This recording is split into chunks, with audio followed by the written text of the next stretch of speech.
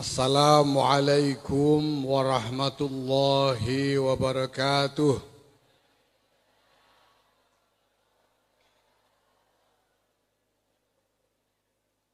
Alhamdulillah wa syukurillah wassalatu wassalamu ala rasulillah Sayyidina Maulana Muhammadin ibn Abdullah wa ala alihi wa sahbihi wa mawala.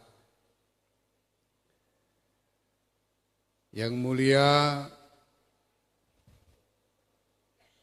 Kiai Haji Muhammad Faisal Anwar beserta segenap zuriyah Syekhuna Kiai Haji Muhammad Khalil bin Abdul Latif Bangkalan, Kiai Imam Bukhari Khalil, Kiai Fahruddin Ashal, Kiai Makki Nasir, Kiai Nasih Ashal dan lain-lain yang hadir bersama kita malam ini. Alhamdulillah. Yang saya hormati para kiai, para rois syuriah PCNU se-Madura dan pimpinan MBCNU se-Bangkalan. Alhamdulillah.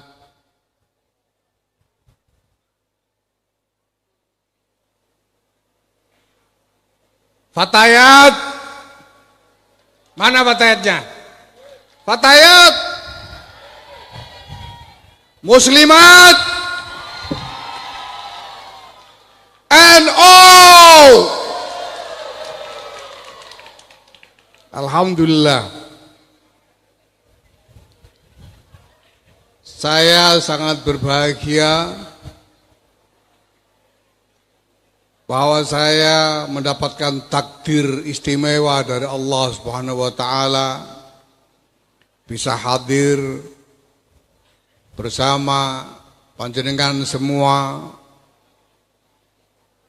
para pimpinan, kader-kader dan warga Nahdlatul Ulama se-Madura dan se-Kabupaten Bangkalan ini di tempat yang mubarak ini.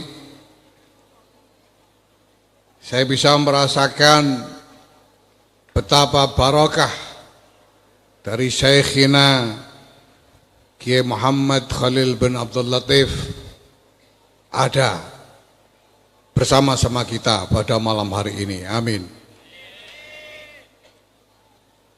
Apalagi dalam suasana yang riang gembira dan penuh semangat, lebih-lebih menyaksikan balas-membalas antara mantu dengan mertua.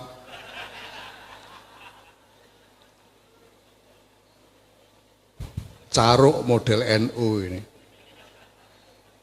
Alhamdulillah kita semuanya berbahagia dan bergembira pada kesempatan malam ini. Walaupun saya mendengar kabar, laporan bahwa disinyalir di tempat lain, di Jakarta atau tempat lainnya, konon ada yang mules atau meriang mendengar adanya acara pada malam hari ini. Bapak-bapak, ibu-ibu, para kiai, para nyai, hadirin wal hadirat yang saya hormati, alhamdulillah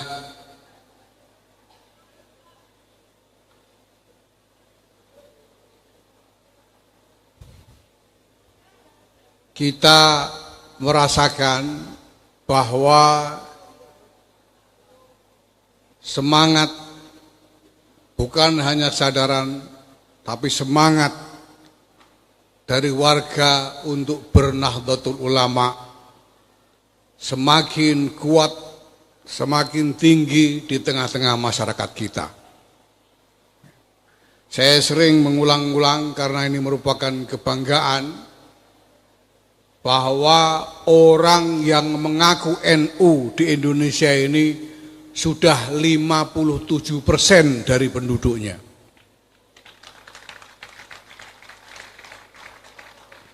Itu berarti lebih dari 100 juta orang, mungkin 120 atau sampai dengan 140 juta dari penduduk Indonesia ini mengaku NU. Ini menjadi gambaran dari apa yang 92 tahun yang lalu dinyatakan oleh Hadratus Syekh Kiai Muhammad Hasyim Asy'ari dalam salah satu dalam nasrah yang beliau umumkan dalam rangka Idul Fitri tahun itu 1335. Beliau mengatakan, inna jam'iyatan al-mubarakah walhamdulillah qad hazat iqbalal awammi 'alaiha.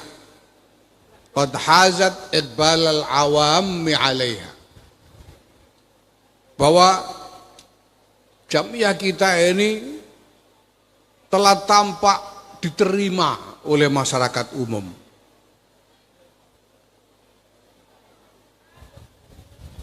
Walaisa dzalika illa li'annaha ta'malu limaslahatihim wa tas'a li khairihim dunyan wa ukhra. Dan diterimanya Jamiah Nahdlatul Ulama oleh masyarakat umum itu adalah karena Jamiah ini bekerja untuk kemaslahatan mereka semua, berupaya untuk kebaikan mereka semua, baik kebaikan dunia maupun akhirat. Dan ini merupakan pelaksanaan dari isyarah yang disampaikan oleh Syekhina Kiai Muhammad Khalil bin Abdul Latif melalui Kiai As'ad Syamsul Arifin kepada Kiai Muhammad Hasyim Asy'ari tentang tongkat Musa itu. Bahwa kebutuhan akan tongkat Musa itu adalah atawakkau 'alaiha wa ahussu biha 'ala ghanami wal yafiha ma'aribu ukhra. Walaupun ada pertanyaan apakah ada ulama sejati? Apakah ada ulama sejati dengan kualifikasi yang berat seperti yang disampaikan oleh Kiai Maki tadi? Tapi kita butuh jamiah ini. Butuh untuk apa? Untuk menjadi penopang agar tegak langkah kita di tengah-tengah jalan yang sulit. Kita butuh untuk mengupayakan kemaslahatan bagi warga jamaah yang ada di dalam asuhan kita. Dan kita butuh untuk berbagai macam keperluan lainnya. Mengenai kualifikasi dari ulama itu sendiri, ini sesuatu yang sebetulnya kurang lebih nisbi, sesuatu yang relatif, karena zaman berkembang. Para ulama pada masa Syekhina mungkin belum cukup percaya diri untuk mengaku ulama, karena teringat pada ulama-ulama pendahulu yang hebat-hebat dari generasi Kiai Abdul Muhaimin, dari generasi Kiai Nawawi Banten, apalagi ulama-ulama sebelumnya dari generasi Imam Ghazali, Imam Syafi'i dan lain sebagainya. Mungkin para ulama pada waktu itu merasa kurang percaya diri untuk menganggap dirinya ulama. Sampai-sampai saya kira mengatakan, apa ada apa masih ada ulama di Jawa sekarang ini? Kalau diukur dengan kualitas ulama-ulama pada masa lalu.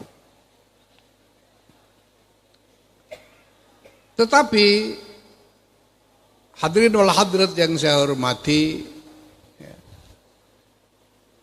sesungguhnya berkembangnya Islam dan berkembangnya Nahdlatul Ulama ini sampai sedemikian besar sekarang ini tidak lain karena relatif konsisten, relatif lestari standar keulamaan dari masa ke masa.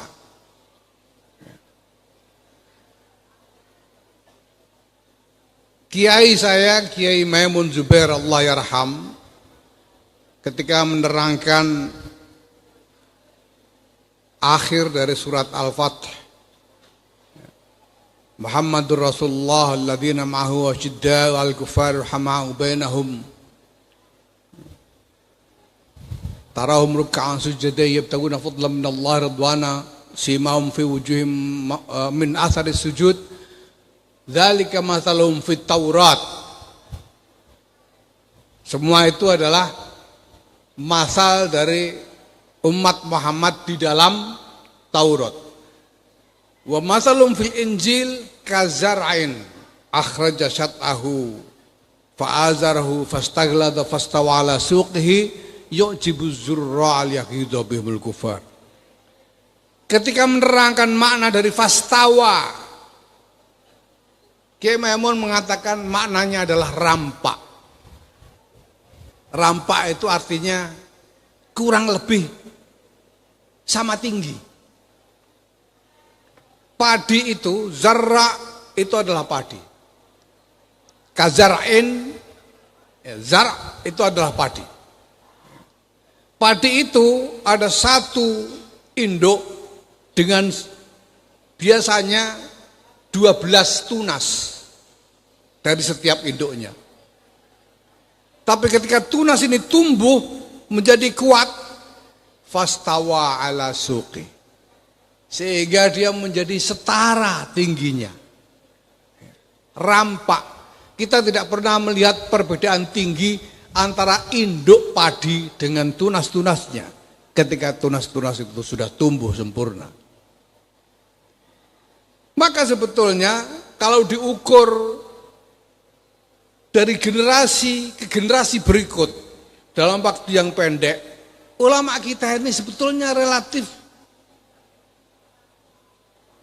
selisih kualitasnya tidak begitu ketara. Dari Syekhina Kiai Muhammad Khalil bin Abdul Latif ke Hadratus Syekh Kiai Muhammad Hasyim Asy'ari, selisihnya tidak terlalu ketara, seolah-olah rampak.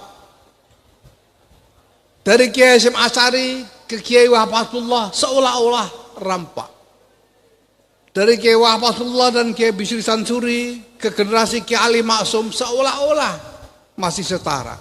Baru kelihatan jaraknya itu setelah dari Kiai Muhammad Khalil ke Kiai Imam Bukhari Khalil baru kelihatan. Karena sudah terlalu jauh. Maka kalau ulama Jawa pada waktu itu dibandingkan dengan ulama dari generasi Kiai Nawawi Banten misalnya, ya memang terlihat jaraknya. Tapi kalau dikatakan tidak ada ulama, lalu bagaimana hidup umat ini kalau memang sungguh-sungguh hakikian tidak ada ulama? Tidak mungkin. Maka kalau Syekhina Kiai Muhammad Khalil mengatakan apa ada ulama di Jawa, ini adalah li ajli tawadhu. Karena tawadhu beliau, apa ada ulama yang sejati? Karena memang dari generasi ke generasi ini selalu ada perbedaan. Apalagi zaman sekarang. Dulu pada zaman kakek saya, karena kehebatan dari Hadratus Syekh Kiai Muhammad Hasyim Asy'ari, Kiai Wahab Asbullah, kehebatan dari Syekhina Muhammad Khalil Bangkalan. Banyak orang-orang yang bukan kiai kepingin anaknya juga jadi kiai. Karena kiai menunjukkan haibah yang luar biasa, menunjukkan karomah yang luar biasa, sehingga yang bukan kiai kepingin anak-anaknya jadi kiai. Bapaknya kakek saya itu bukan kiai, pedagang, tapi kepingin anak-anaknya jadi kiai, sehingga anak-anaknya disuruh mondok semua supaya jadi kiai. Pada zaman bapak saya, ini mulai ada kiai-kiai yang tidak terlalu kepingin anaknya jadi kiai. Kiai tapi tidak terlalu kepingin anaknya jadi kiai. Anaknya tidak disuruh ngaji, disuruh sekolah kedokteran, sekolah teknik, jadi dokter, jadi insinyur, sekolah sospol, jadi politisi dan lain sebagainya. Yang kemana-mana tetap dipanggil Gus gitu. Walaupun kalau disuruh ngaji ya wallahu a'lam bishawab. Pada zaman saya itu zaman ketika Gus Dur sedang moncer-moncernya, sehingga nisbat Gus itu punya haibah yang luar biasa. Pada masa itu banyak orang yang sebetulnya bukan Gus, bapaknya bukan kiai, minta dianggap Gus, minta dipanggil Gus. Dukun-dukun itu minta dipanggil Gus semua gitu. Jadi sampai saya cerita kemarin waktu di Pasuruan, di Jombang itu saya pernah nemuin ada tempat reparasi jam. Di situ pelangnya itu tulisannya Gus Seiko, dukun jam. Karena Gus begitu hebat. Nah pada zaman milenial ini Masya Allah, ini mulai banyak orang-orang yang sebetulnya bukan kiai minta dianggap kiai. Ini Masya Allah. Nah ini adalah hal-hal yang memang tidak terelakkan karena perkembangan zaman. Nisbat itu ibarat cangkang kepiting, bentuknya seolah-olah sama, cangkang kepiting itu.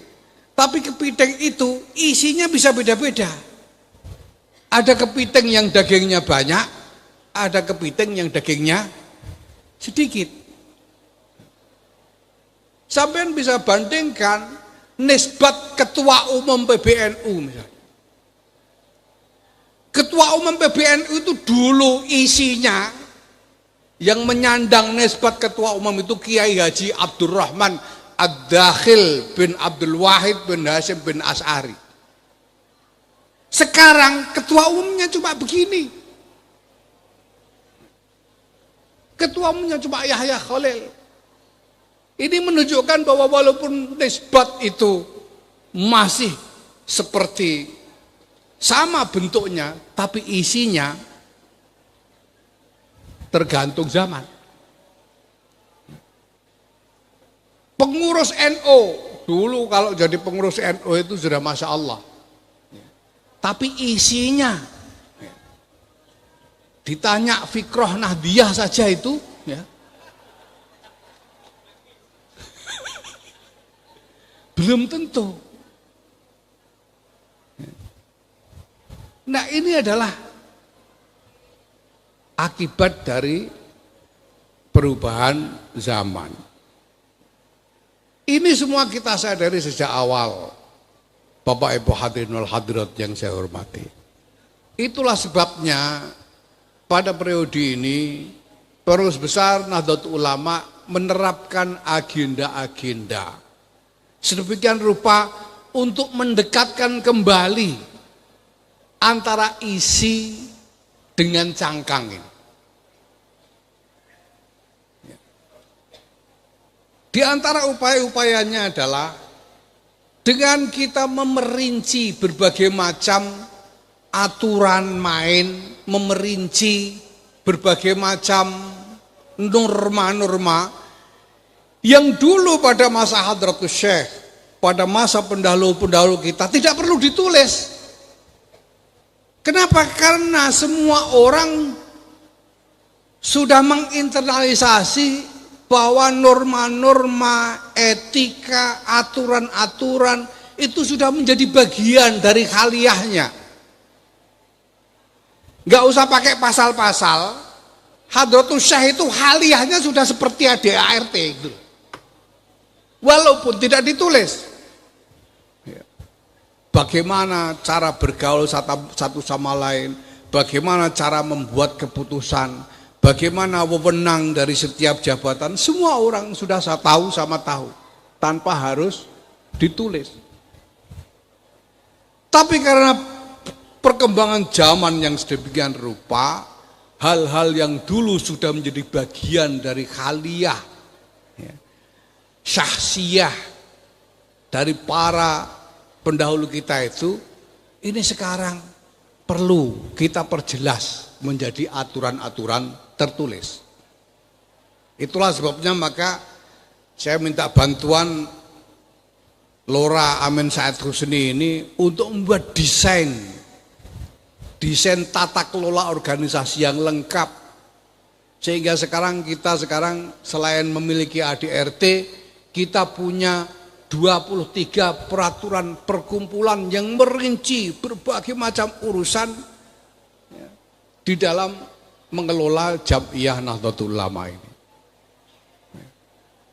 Dulu sebelum periode ini hanya ada satu peraturan organisasi, satu saja, isinya umum. Sekarang kita perinci menjadi 23 peraturan perkumpulan. Ini supaya menjaga supaya kelakuannya orang zaman ini, ini dekat dengan standar khaliyah dari para pendahulu kita. Para pendahulu kita dulu tidak butuh peraturan tertulis karena semua norma etika itu sudah menjadi bagian dari khaliyah beliau. Maka salah seorang kiai saya mengatakan ada bedanya antara sahibul ilmi dan wi'aul ilmi, itu ada bedanya. Sama-sama tahu banyak hal, sama-sama apal macam-macam, tapi beda antara sahibul ilmi dan wi'aul ilmi. Kalau sahibul ilmi itu ilmunya sudah melekat dalam dirinya, sehingga apapun yang dia lakukan sesuai dengan ilmunya, karena ilmu itu melekat dalam haliyahnya. Tapi kalau wi'aul ilmi itu sengaja, itu sekedar wadah ilmu. Wadah ilmu itu kalau dituang ya ilmunya hilang. Botol-botol air mineral itu kalau dituang isinya botolnya jadi kosong. Air itu tidak menjadi bagian dari botolnya. Itu wi'aul ilmi. Sama-sama tahu, tapi ilmu belum menjadi khaliyah syahsiyahnya. Nah, karena kesadaran bahwa ada gejala semakin akhir zaman ini, maka khaliyah syahsiyah dari orang-orangnya ini semakin berjarak dari standar para pendahulu, maka kita berusaha melakukan ini.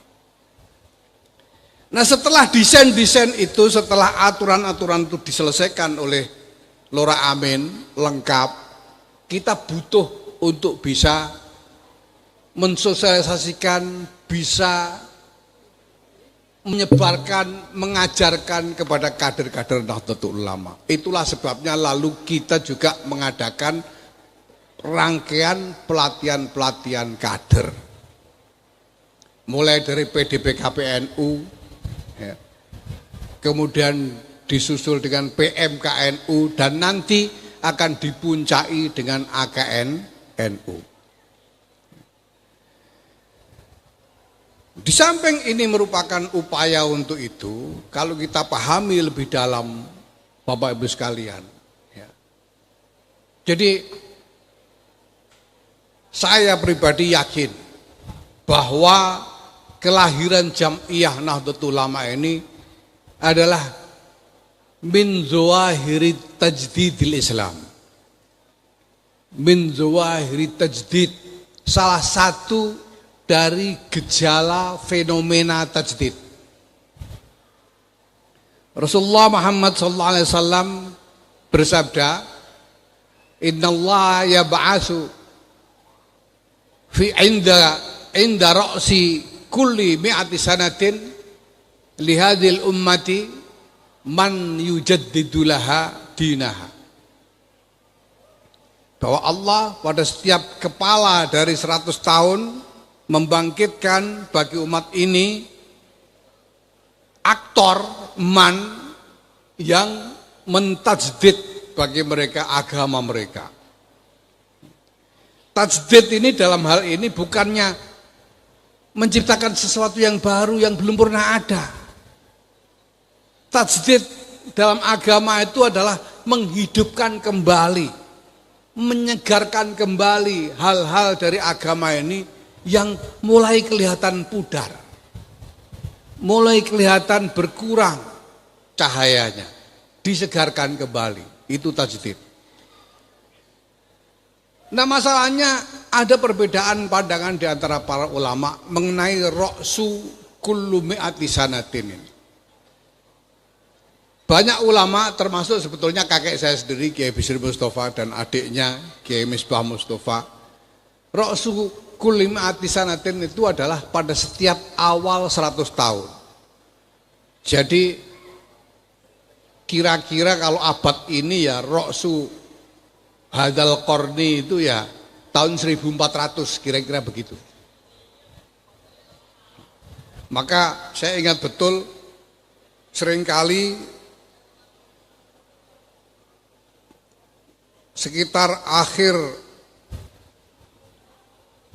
masa dari kakek saya Kiai Bisri Mustafa sebelum beliau wafat tahun 76, 77, beliau wafat tahun 77. Dalam pengajian-pengajian beliau sering menyinggung bahwa kita sedang menunggu mujaddid sebentar lagi. Karena tahun 1400 itu jatuhnya kira-kira sekitar tahun 1980. Itu tahun bertepatan dengan tahun 1400 Hijriah.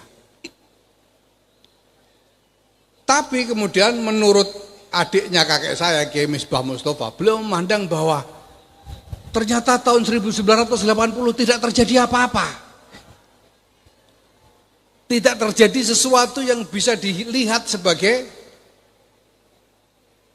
min zawahiri tajdid itu. Apalagi terkait dengan NU, tahun 80 itu tidak terjadi apa-apa di NU.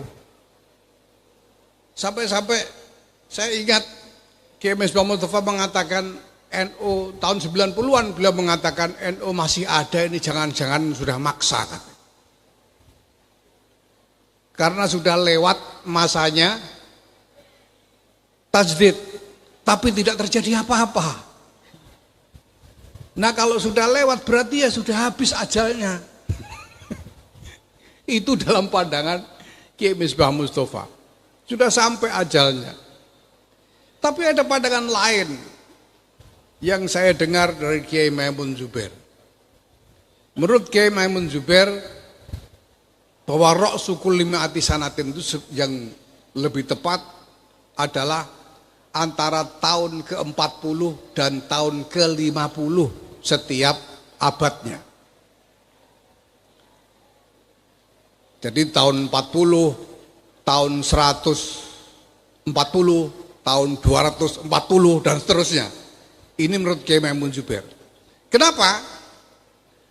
Karena ada riwayat seorang mantan rabi Yahudi yang kemudian masuk Islam pada zaman Rasulullah Muhammad sallallahu alaihi wasallam, yaitu Ka'ab al-Ahbar, yang menceritakan tanda-tanda Nabi akhir zaman yang dia ketahui disebutkan di dalam Taurat.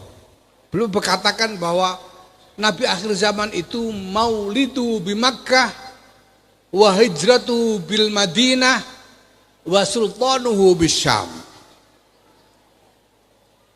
Dalam kitab Taurat disebutkan bahwa Nabi akhir zaman itu lahir di Mekah, hijrah ke Madinah, dan sultannya kelihatan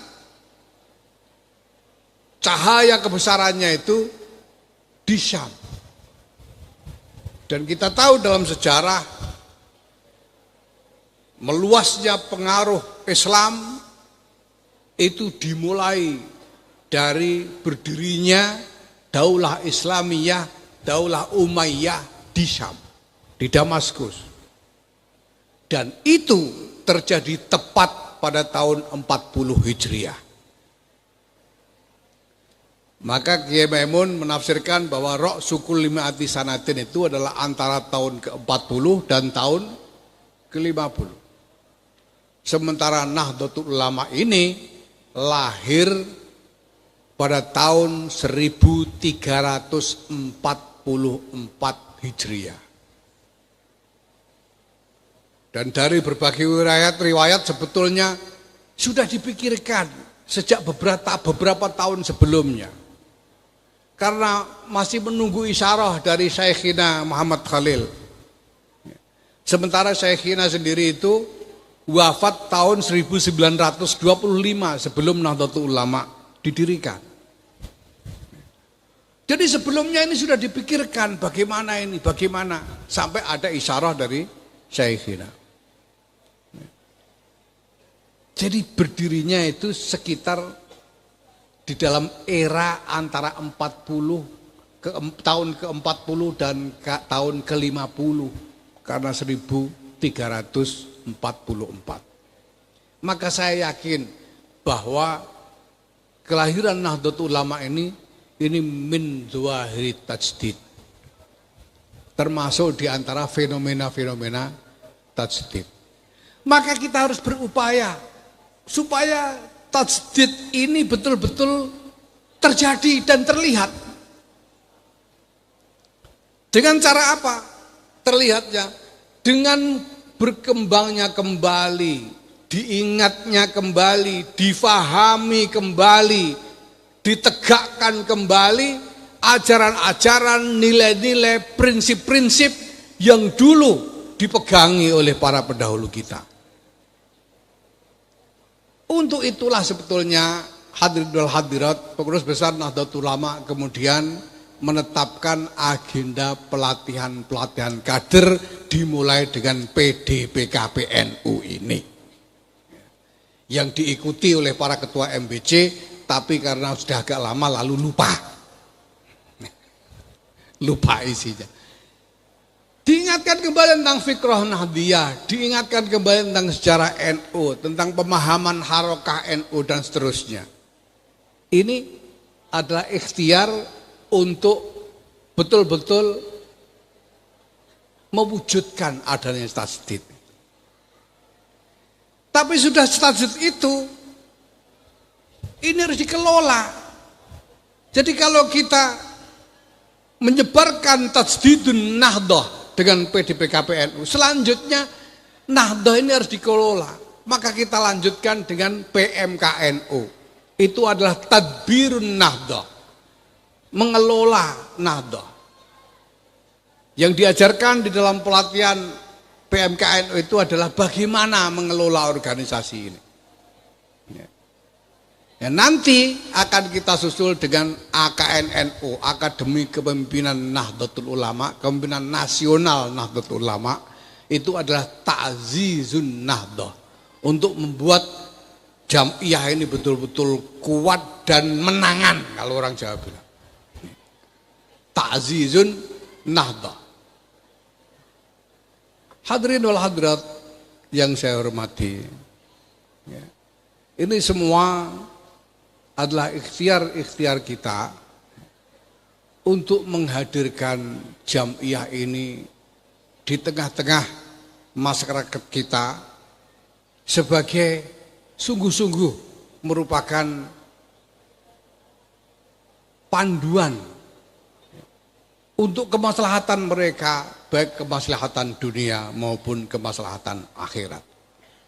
Maka yang paling utama diingat oleh Jam'iyah ini adalah bagaimana Jam'iyah ini sungguh-sungguh bisa menghadirkan fungsi dari ulama. Karena sebagaimana dikatakan oleh Hadratus Syekh bahwa ini adalah Jam'iyahnya ulama. Yang diajak masuk ke dalam Jam'iyah ini adalah para ulama. Dengan asumsi bahwa para ulama itu akan diikuti oleh pengikut-pengikutnya untuk bergabung di dalam Jam'iyah Nahdlatul Ulama ini. Nah, maka kita harus berupaya agar Jam'iyah ini menjalankan fungsi ulama. Kalau kita ingin memahami apa fungsi ulama, mari kita ingat kembali bagaimana dulu misalnya Syekhina Kiai Muhammad Khalil bin Abdul Latif menghadirkan diri di tengah-tengah umat ini. Beliau tidak hanya mengajarkan kitab-kitab, beliau tidak hanya mengasuh santri-santri di pesantrennya, tapi beliau mengasuh seluruh masyarakat. Yang minta doa didoakan, minta suwuk disuwuk, minta jimat dikasih jimat. Sampai ada riwayat Bupati Bangkalan waktu itu minta srono untuk tolak hujan, dan dikasih wifek yang tulisannya saya enggak tega membaca di sini. Tapi ini sudah terkenal di antara hadirin wal hadirat sekalian. Ya. Ada cerita apa kalau orang Madura bilang PSK yang minta didoakan laris, dan didoakan laris beneran sampai kapok dan minta doanya dicabut karena terlalu laris katanya. Itu saya kira. Nah, kalau kita mengharapkan ada karomah seperti Syekhina Kiai Muhammad Khalil, ya wallahu a'lam. Wallahu a'lam. Karena dulu Syekhina itu ya bagaimana? Wong kertas ditulisi macam begitu saja bisa tolak hujan. Nah, saya tidak tahu ini untuk nolak hujan Kiai Imam Bukhari Khalil harus tulis apa ini? Ya, apalagi kalau kita bayangkan kehadirannya, seandainya, mari kita bayangkan, seandainya Syekhina Kiai Muhammad Khalil hadir di sini, seandainya, apa berani MC naik panggung kayak tadi itu? Apalagi naik bin naik tadi itu? Tak mungkin berani. Ya. Tapi sekarang ada Hadratus Syekh sini berani saja sekarang ini. Karena sudah lain Hadratus Syekhnya dibanding Hadratus Syekh yang dulu. Ini masalahnya. Nah, bagaimana kita bisa menghadirkan Jam'iyah Nahdlatul Ulama ini dengan fungsi yang mendekati, dengan kapasitas yang mendekati seperti kehadiran para pendahulu kita. Dulu itu Syekhuna Kiai Muhammad Khalil tidak perlu bikin puskesmas di dalam pesantren, kan tidak perlu. Tidak perlu bikin klinik di sini, tidak perlu ngundang dokter. Tidak perlu bikin koperasi. Ada orang butuh apa, didoakan saja hasil sudah. Orang sakit apa saja disuwuk sembuh, gak usah pakai resep. Orang mau belajar dan kadang tidak diajar, cuma disebul saja itu sudah masuk ilmunya. Ada kiai-kiai seperti itu dulu itu. Tapi sekarang karena susah, ya, Enggak tahu apa masih ada apa enggak kiai yang bisa seperti itu kualitasnya. Kita selenggarakan macam-macam. Kita bikin Robitoh Ma'ahid untuk ngurus lembaga-lembaga pendidikan pesantren. Kita bikin LP Ma'arif untuk sekolah-sekolah madrasah-madrasah. Kita bikin lembaga pengembangan pertanian NU yang dipimpin Chandra tadi. Kita bikin lembaga kesehatan, kita bikin lembaga kemasan dan lain sebagainya. Ini sebetulnya untuk mewujudkan kembali kapasitas-kapasitas fungsi kehadiran para ulama masa lalu pendahulu kita di zaman sekarang ini. Nah, hadirin wal hadirat, yang ingin saya ingatkan dalam hal ini adalah bahwa walaupun kita melakukan banyak ikhtiar-ikhtiar lahir, ikhtiar-ikhtiar lahiriah seperti yang saya sampaikan tadi, kita tidak boleh lupa pada satu garis yang sebetulnya menjadi pokok dari warisan kita. Bahwa keulamaan itu bukan hanya soal pengetahuan. Keulamaan itu bukan hanya soal pinter-pinteran. Tapi keulamaan itu adalah soal juga keteguhan di dalam memegangi dan mengamalkan ilmunya. Di dalam nasrah yang tadi saya sebutkan, Hadratus Syekh menyitir salah satu hadis an Rasulullah Muhammad sallallahu alaihi wasallam yang mengatakan, innal ulama umana'ullah ala ibadih. Bahwa ulama itu adalah orang-orang kepercayaan Allah untuk mengasuh hamba-hambanya. Apa yang diamanatkan kepada para ulama itu tentu saja tidak lain adalah ilmunya. Bahwa dengan ilmunya itulah ulama-ulama ini menjalankan prinsipnya dan mengasuh umat ini berdasarkan ilmunya. Berdasarkan ilmunya, bukan berdasarkan yang lain. Tempo hari saya katakan bahwa di tengah-tengah dunia yang sudah begini membingungkan ini, apalagi ada medsos dan lain-lain, sehingga ada hoax, ada framing, ada buzzer dan lain sebagainya, sehingga segala sesuatu seolah-olah jadi subhat. Ini mana yang benar, mana yang enggak, semuanya subhat. Tapi sebetulnya hadirin wal hadirat, kalau dilihat dari ilmunya ulama, karena ulama-ulama kita ini semuanya mengaji ilmu dengan sungguh-sungguh. Kalau dilihat dengan ilmunya ulama, semuanya sebetulnya jelas. Tidak ada yang subhat. Karena prinsip-prinsip dalam ilmunya ulama itu menuntun kita untuk bersikap dan bertindak sesuai dengan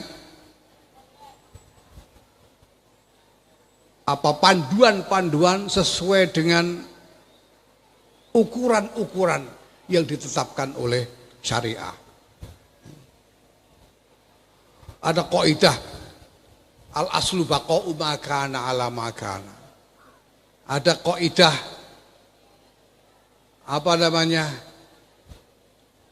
al-bayyinatu al-mudda'i wal yaminu liman angkara. Ada kaidah man istajala syai'an qabla awanihi uqiba bihirmanihi. Ada kaidah macam-macam yang kalau itu diterapkan semua jadi jelas. Bagaimana kita harus bertindak jadi jelas? Kalau memang ilmunya ulama itu digunakan sebagai landasan untuk bertindak. Ya, kalau sampai ilmunya ulama tidak dipakai, apalagi ulamanya sendiri nggak pakai, nah ini yang bahaya ini. Ya semuanya jadi kacau balau, nggak jelas. Orang jadi kehilangan panduan.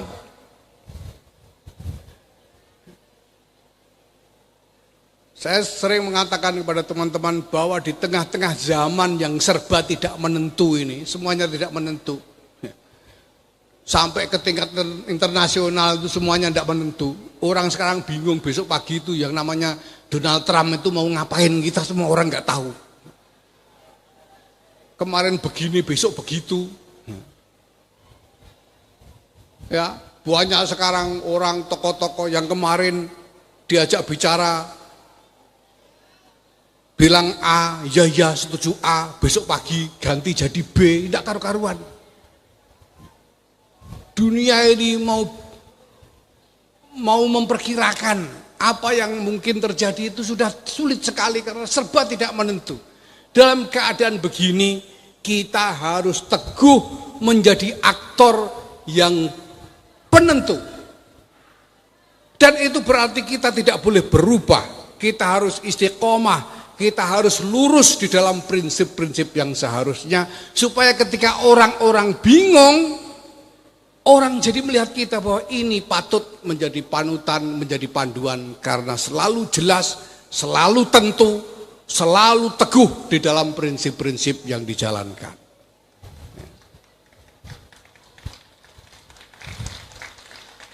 Ini artinya kita setia kepada amanatnya ulama. Dan jangan sampai kita mengingkari ini. Hadratus Syekh sendiri dalam nasrohnya mengatakan kalau ini kalimat beliau sendiri. Ketika dikatakan bahwa ulama, innal ulama umana'ullah ala ibadi. Beliau katakan, fa'idha khanu famanil ladhi yathiquhun nas. Nah khonu itu artinya apa? Khonu terhadap apa? Terhadap amanatnya. Amanatnya apa? Ilmunya. Kalau sampai ilmu para ulama ini tidak dijadikan prinsip yang diteguhi, maka orang akan kehilangan panduan sama sekali. Orang tidak akan tahu siapa yang harus diikuti. Gini. Yang kedua, hadirin hadirat yang juga sangat penting adalah bahwa kita ini mewarisi, bahkan kita masih merasakan asarnya dari kuwah ruhaniyah para ulama pendahulu kita. Sampai sekarang asar dari kuwah ruhaniyah Syekhina Kiai Muhammad Hasyim Kiai Muhammad Khalil bin Abdul Latif dan Hadratus Syekh Muhammad Hasyim Asy'ari masih kita rasakan sampai sekarang dalam berbagai wujudnya, apalagi di dalam wujud keberadaan Jam'iyah Nahdlatul Ulama ini. Nah sekarang tugas kita, amanat yang kita harus pikul bersama-sama adalah bagaimana kita mempertahankan hidupnya kuwah ruhaniyah yang diwariskan oleh para pendahulu kita itu. Saya perlu menyebut hal ini karena saya merasakan sekarang ini orang semakin jarang berbicara tentang kuwah ruhaniyah. Saya melihat bahkan di kalangan pesantren berkembang dengan sangat kuat ghirah di berbagai bidang. Ghirah ilmiah luar biasa kuat. Pesantren-pesantren berlomba-lomba mendirikan Ma'had Ali.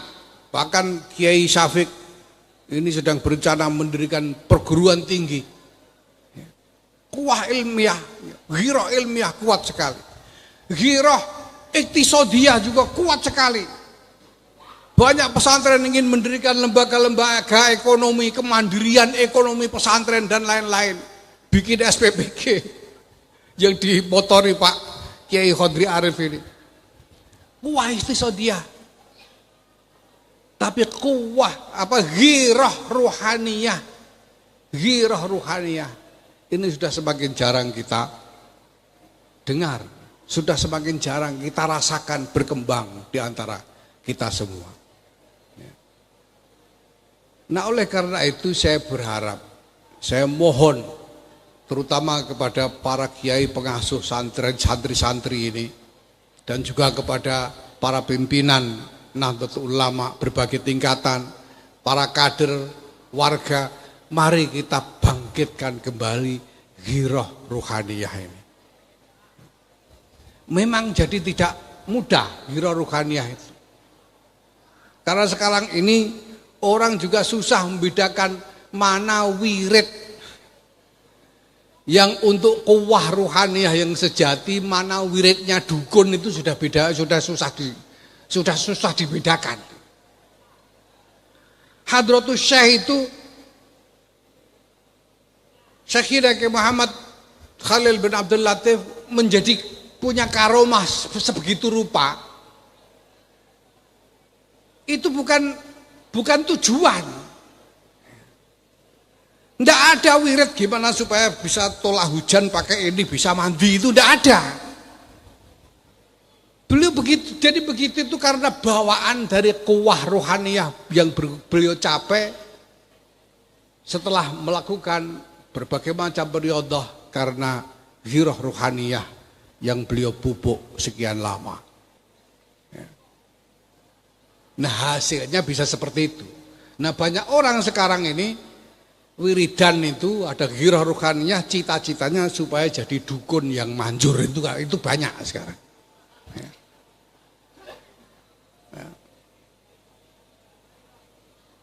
Nah, kadang-kadang orang wirid kalau apalagi tidak pakai mursyid, kadang-kadang kebanyakan wiridnya tidak kuat mentalnya, itu juga terjadi.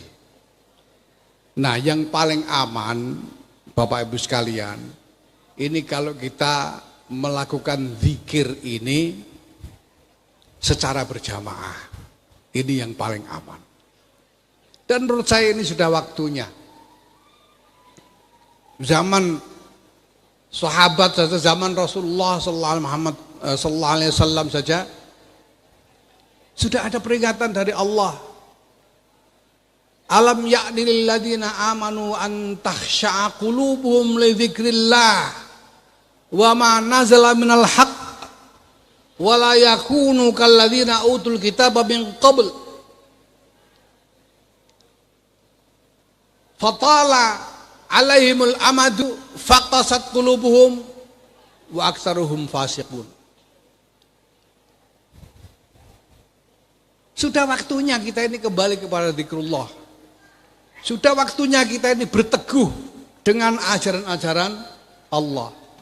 Jangan sampai kita ini kayak umat-umat terdahulu. Karena ini sudah mengkhawatirkan. NU ini sejak zaman reformasi sampai sekarang nggak ada yang nggak enak. Dulu itu orang NU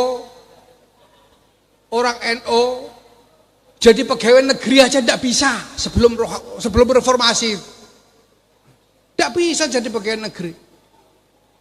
Sekarang asal ngaku NU, apalagi dzuriyahna syekhina, wah gampang jadi bupati. Sampai rebutan. Saking gampangnya. Enggak ada yang enggak enak sudah reformasi. Maka jangan sampai kita ini ya nakuna kalladzina utul kitab min qabl fatal alaihimul amadu faqasat qulubuhum wal iyadu billah tsummal iyadu billah. Maka qad ana alaina li dzikrillah wa ma nazala minal haq. Mari kita kembali kepada zikir, dan supaya aman zikir ini mari kita lakukan secara berjamaah. Maka saya ingin mengajak kepada seluruh kader-kader dan warga NU, mari kita hidupkan majelis-majelis zikir yang dulu begitu hidup di zaman para pendahulu kita. Lailatul Istima untuk berzikir bersama, mari kita hidupkan kembali. Kalau sudah kehabisan bahan untuk ceramah, nggak usah pakai ceramah, nggak apa-apa, yang penting zikir saja. Karena justru yang penting itu zikirnya itu, zikir berjamaah untuk mendoakan kemaslahatan kita bersama, mendoakan kemaslahatan Jam'iyah Nahdlatul Ulama, mendoakan kemaslahatan bangsa dan negara. Maka hadirin wal hadirat yang saya hormati, mari kita jalani dengan penuh optimisme ya, masa depan yang akan kita jemput walaupun di tengah berbagai kesulitan yang mungkin harus kita alami. Di tengah berbagai gejolak yang mungkin tidak terelakkan harus kita alami. Mari kita jemput dengan optimisme bahwa Jam'iyah Nahdlatul Ulama ini sungguh-sungguh Jam'iyah yang mubarakah. Bahwa Jam'iyah ini sungguh-sungguh membawa barokah bagi kita semua. Insya Allah apapun yang terjadi. Kalau kita merasakan gejolak, ini karena sebetulnya karena turunnya nikmat besar-besaran dari Allah. Bapak Ibu, kalau hujan cuma rintik-rintik, itu nggak akan ada banjir, nggak akan ada gejolak macam-macam di sungai. Tapi kalau hujan deras besar-besaran, pasti ada ombak, pasti ada banjir sedikit-sedikit, itu pasti. Saya kira bahwa kita harus mengalami berbagai macam gejolak dan dinamika ini justru husnudzon kita adalah karena besarnya anugerah karunia nikmat yang sedang diturunkan Allah Subhanahu wa taala kepada kita semua. Insya Allah sesudah ini kalau yang namanya zabat-zabat itu sudah tersingkir, sudah yadhabu jufa'a semua, maka wama yanfa'u wa amma ma yanfa'u linnas fayamkusu fil ard, insyaallah. Amin ya rabbal alamin. Semoga Allah Subhanahu wa taala dengan barokah karomah dari Syekhina Kiai Muhammad Khalil Bangkalan senantiasa menaungi kita semua dan disediakan untuk kita semua masa depan yang lebih baik, yang lebih cerah, yang lebih membahagiakan untuk kita dan para penerus kita. Amin. Saya ucapkan sekali lagi terima kasih. Wallahul muwaffiq ila aqbit thariq. Wassalamualaikum warahmatullahi wabarakatuh. Waalaikumsalam warahmatullahi wabarakatuh. Terima kasih disampaikan hadirin nahdiyin nahdiat yang dirahmati oleh Allah.